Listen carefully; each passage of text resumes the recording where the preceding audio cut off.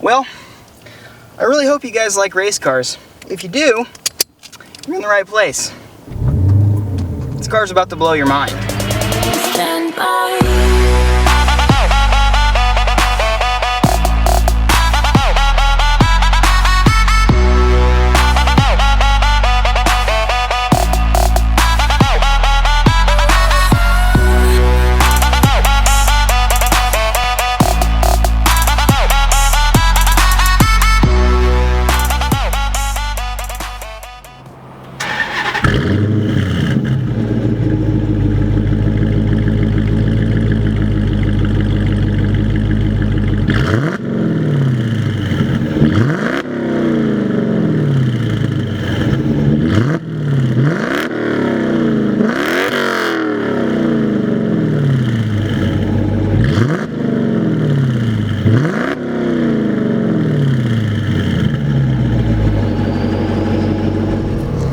The wolf in sheepskin. That's what they call it. That is the nickname that this car has acquired. Now, by looking at it, you probably are saying to yourself, it nearly looks like an ordinary V6 with, a set of really good tires on it. Not only that, it sounds like an SRT8 and an RT had a baby together. What in the world is going on here? Today, I have the privilege of reviewing this 2009 Dodge Challenger RT. I really hope you guys don't expect a normal RT review because this thing is far from stock and it is far from anything you have ever seen before. The first time I had ever talked to the owner about what he had done to this car, well, I asked, what do you have done to it? What modifications do you have? And he proceeded to say, well, let me start with the things that I have not done. And he said paint. And then I was like, okay, but it actually has a little Mopar wrap on the side, so I guess in a sense he technically has modified that. So with that being said, this car has been modified, rebuilt, and built again from the ground up. His intentions behind this was to build something that you don't see every day. He wanted to build a car that was suitable for the track, but also suitable for daily use. So he did. Thus, this thing was born. Like I said, this is a 2009 Challenger RT. So the difference really quickly, so you have the SXT or whatever they call it now, which is the V6.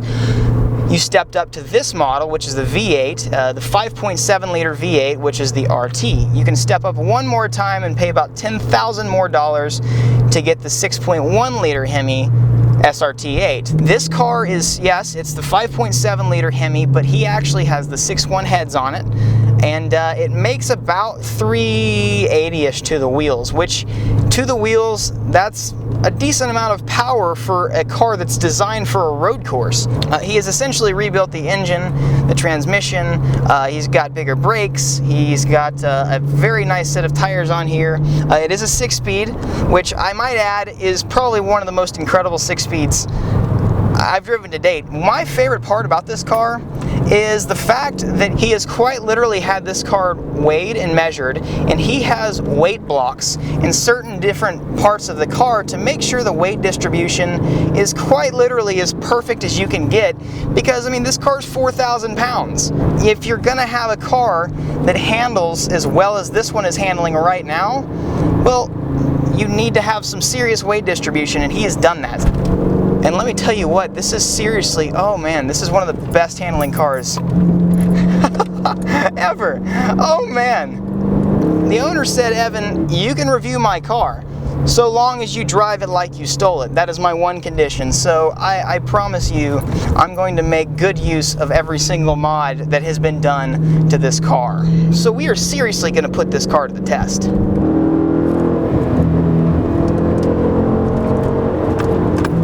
Oh man, these brakes are incredible.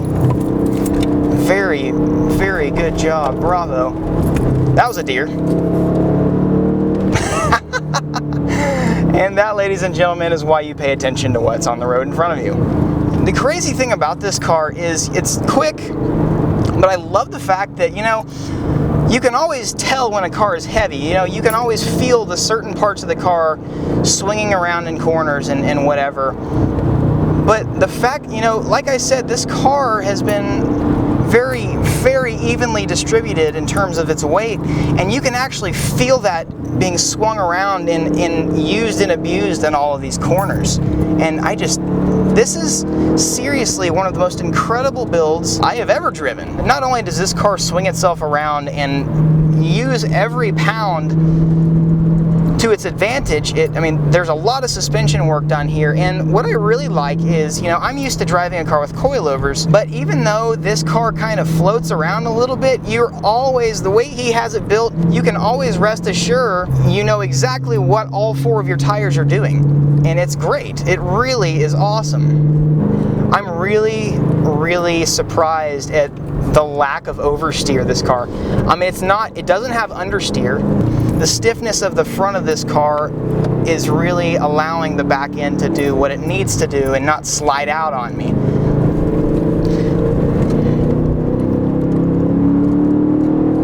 Full throttle through that corner. I can't believe how well these brakes are working right now. This is a 4,000-pound car that is literally stopping when I tell it to, like without arguing with me.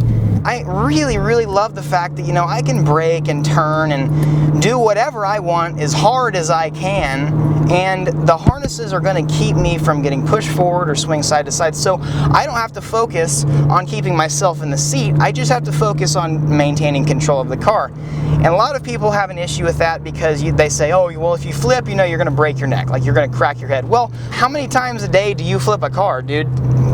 Come on. If I flip, I'm probably going to be going fast enough to where I'm going to die anyways.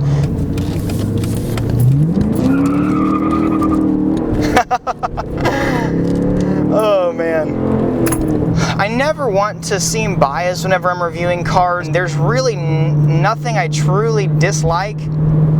But for one, the steering wheel is huge. It's humongous, and the way that it's kind of positioned and the way that you have these little center connecting pieces going out, it makes it really difficult to hold it really firm in, your 10 and 2 position or your 9 and 3 position. The best way I can describe it is it kind of feels like you're navigating a boat or a ferry or something like that. But it's okay, because it's not that big of a deal. It would be a really cool upgrade in this car to have like a 13-inch steering wheel or something along those lines. Guys, this is a very well-built Challenger, and I absolutely understand now why it has been given the nickname of wolf in sheepskin, because it's disguised to look like something that's not fast at all.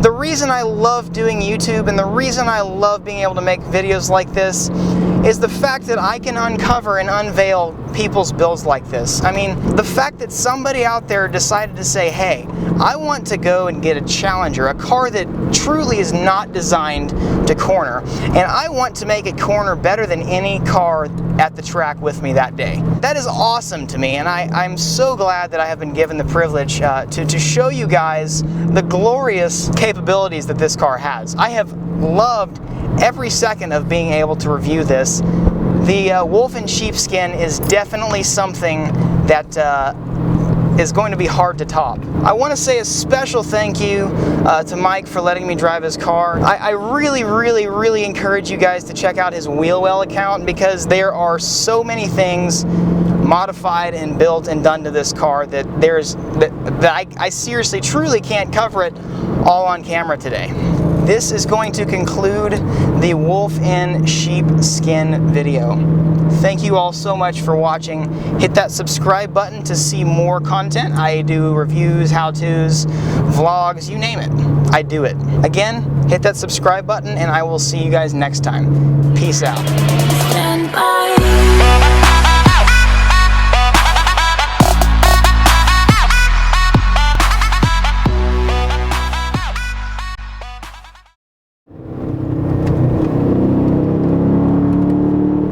Yes! Oh, that's my favorite turn ever. That's like on the same level as the corkscrew at the Laguna Seca. That turn right there puts some serious G's on your butt. It's good stuff.